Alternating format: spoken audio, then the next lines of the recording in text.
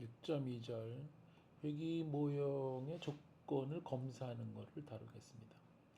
자, 우리가 다중 회귀 모형, 이 예측 변수 K가 있을 때 우리가 생각하는 모형은 이런 거죠. 여기 이제 K개의 이 예측 변수의 이런 선형 조합, 그리고 이 오차항의 분포인데 이걸로 설명 못하는 오차항. 그래서 이 정규 분포고 평균은 0이고 시그마 입시론이 이제 모든 이제 데이터에 대해서 같은 거죠. 그러면서 독립인 이런 부분이야. 그럼 여기서 이런 데이터가 이런 그 조건에 맞지 않으면 이제 잘 못하는 거죠. 그래서 이제 검사를 해야 되는데 앞에서 이 예측 변수가 하나일 때 그럴 때 이 모형에 대한 조건은 오차항에 반영됐잖아요. 그죠? 그래서 실제 반응 변수 값과 회귀 모형 값 간의 차이 이런 편차에 대해서 평균은 0이겠고 그 다음에 이 시그마 입실론 이런 것들이 값이 달라지더라도 같아야 되겠고 그 다음에 이 잔차들이 전기분포 모양을 따라야겠죠. 그래서 이런 거를 따르지 않는다. 그러면 이 모형을 의심해봐야 되는 거죠. 그래서 이런 그 오차항 조건을 반영한 그림이 아래에 있는데 우리가 이런 거죠. 여기서 예측 변수 가지고 이 반응 변수를 우리가 회귀 모형으로 만든다. 그러면은 여기에 있는 이 빨간색 직선 그것이 회귀 모형이죠. 그러니까 이 y는 베타 제로 플러스 베타 1 x 그것이 평균이고 플러스 입실론이죠. 입실론이 뭐라고요? 입실론은 정기 분포고 평균은 0이고 이 시그마 입실론 이런 거죠. 그러니까 이 평균적으로 그러니까 이 x가 이렇게 주어지잖아요. x 값이 주어지면 평균적으로 여기가 된다는 것이죠. 그러면서 요 분포가 바로 이제 여기 분포입니다. 그래서 여기는 평균값이고요. 그래서 조금 오차가 발생하는데 이 분포에 따라서 시그마 입실론이 작으면 이 폭이 좁아지겠죠. 커지면 더 넓어지겠고. 그래서 이 평균적인 값에서 낮을 수도 있고 좀 높을 수도 있고 또 많이 떨어질 수도 있고 뭐 이런 식으로 나오는 거죠. 이렇게 그죠? 이런 모형을 생각하는 거예요. 이런 식으로 나와야 되는데 이것이 만약에 뭐 이쪽으로 가면 갈수록 얘가 더 넓어진다든지 일리 가면 갈수록 그러면 이 시그마 값이 자꾸 커지는 거잖아요. 이러면 안 되는 거죠. 또는 직선이라고 하기에는 어떻게 뭔가 좀 뭐 이런 이 데이터들이 뭐 곡선으로 나왔다든지 뭐 이렇게 커진다든지 이런 것들을 알아봐야겠습니다. 자, 그래서 지금 설명을 했는데 이 단위 예측 변수인 경우에 이 산점도에 이 회기선 그려가지고 눈으로 확인할 수 있어요. 그래서 뭐 지금 얘기한 것처럼 곡선인지 아니면 변동이 계속 증가하거나 감소하는지 그 다음에 특별히 영향을 주는 그런 점들이 있는지 그런 것들도 볼 수 있어요. 그러면 이 예측 변수가 많아질 때는 어떻게 할 거냐 이 조건을. 그래서 이 각각 이 따로따로 생성 산점도 만들 수 있어요. 그렇지만 이 다중회기선을 참 표현하기 되게 어렵죠. 그래서 좀 다른 방법이 좀 필요합니다. 자, 그 방법은 뭐냐면 이 잔차와 적합치 그림인데 이런 거요. 변수가 지금 이제 하나입니다. 여기 예측 변수 하나예요. 여기 반응 변수. 그랬을 경우에 여기 이것이 이제 뭐 회기선이 적합된. 그래서 보면 어떻습니까?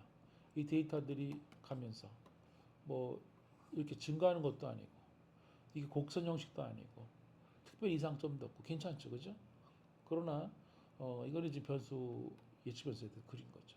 그러면 이거를 그렇게 그리지 말고 지금 여기서 이 직선에 대해서 요 값들 있잖아요, 요 값들이 뭐냐면 그 예측한 값이죠, 그죠?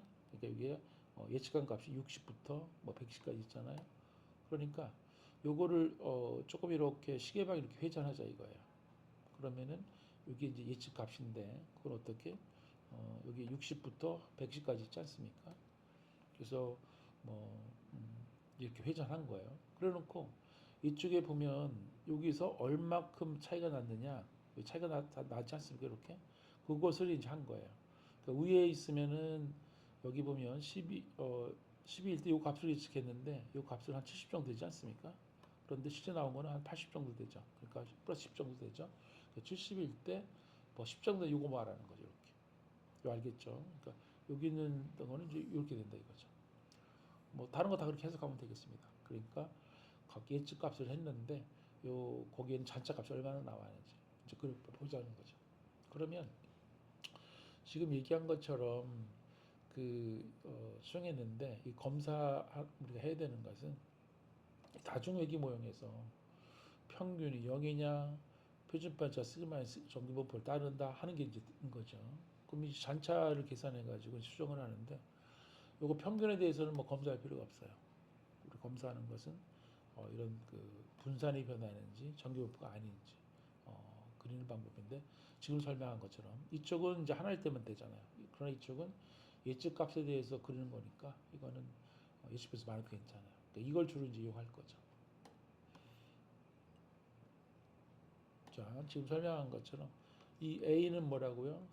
이 단순 선형 모형에서 한 거죠. 그 다음에 이 그림 B는 동일한 데이터인데 이 잔차와 그 적합한 값 사이의 그림이죠. 그래서 이 두 그림 모두 여기서는 이런 선에서 평행하지만 여기는 수평으로 이렇게 평행하지 않습니까? 그래서 평행해서 이 척도닉은 달라요. 그렇지만 이 두 개 다 희귀분선에 가까운 거나 연구치 점이나 그래서 큰 뭐 문제는 없어 보이죠?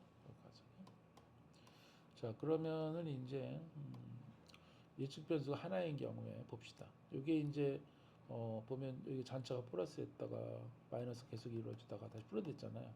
이런 걸 회전하면 어떻게 돼요?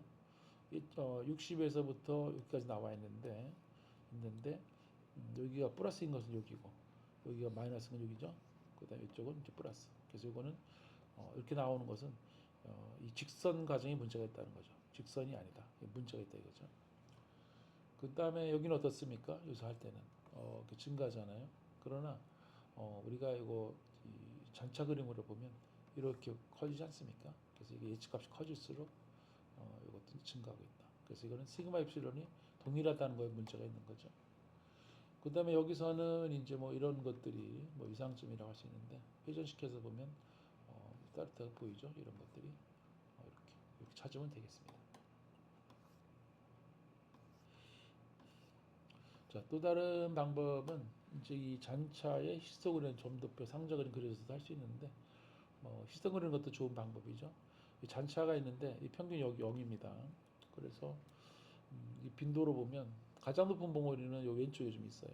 그죠? 그래서 이렇게 좀 있는데 이거는 좀 데이터 개수가 많습니다. 그래서 좀 비대칭이 하긴 그렇지만 표본 크기가 상당히 크니까 정기성 고민하고 그렇게까지는 괜찮다. 이거 오케이다 이 말이죠. 오케이. 그다음 여기는 보면 영 중심으로 해서 뭐 이렇게 돼 있으니까 이거야말로 정기분포랑 비슷하죠. 이것도 오케이죠. 그래서 세 번째를 보면 어떻습니까? 이렇게 돼 있는데 여기서 이런 것이 이상점 나오고 이런 것은 조금 기대하기 어렵죠. 그래서 여기는 좀 문제가 있지 않느냐. 이거는 나도 오케이죠. 이거는 좀 문제가 있는 거다 얘기죠.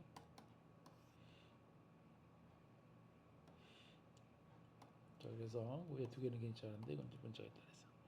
그 다음에 이 정규성 조건은 모형의 잔차만 고민하는 거예요. 입실론이 노말 제로 시그마 입실론이다 이거다. 설명 변수, 반응 변수 이런 거에는 우리가 이런 제한이 없어요. 예를 들면 예측 변수 분포 심행 비대칭이잖아요. 그럼 반응 변수도 이럴 수가 있어요. 하지만 거기서 나타나는 오차는 종 모양 따로 그러잖아요. 그러면 이제 문제는 없다 이거죠. 자, 여기는 이제 인쇄 속도와 가격 사이에 그건데 별 문제가 없어 보이죠? 없어 보이는데 자, 이제 그림 그리는 방법을 설명을 하겠습니다. 자, 데이터를 얻어가지고 이제 모형을 만들고요. 그 다음에 이제 인쇄 속도와 가격의 산점도를 이제 그립니다. 여기에서